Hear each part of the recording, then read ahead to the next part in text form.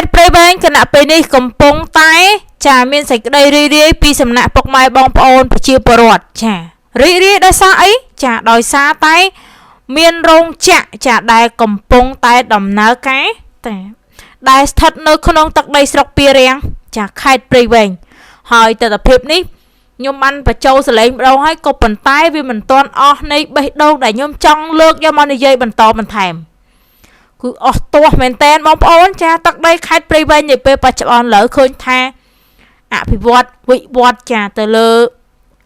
ប្រព័ន្ធសេដ្ឋកិច្ចហ្នឹងគឺខ្លាំងមែនតើហ្មងដូច្នេះក្នុងនាមនេះខ្ញុំដែរជាប្រជាពលរដ្ឋម្នាក់ចាដែលកើតនៅក្នុងទឹកដីខេត្តព្រៃវែងចាសូមចូលរួមអបអរសាទរចាចំពោះវត្តមានដ៏អស្ចារ្យនៅក្នុងពេលនេះកើតមាននៅក្នុងទឹកដីស្រុកពីរាំងខេត្តព្រៃវែងអស់ទាស់បងប្អូនអើយ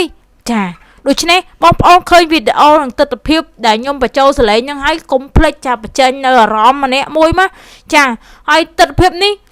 គឺងាយស្រួលដល់បងប្អូនចាដែលជាកម្មការនីអ្នកលក់ជីវករចា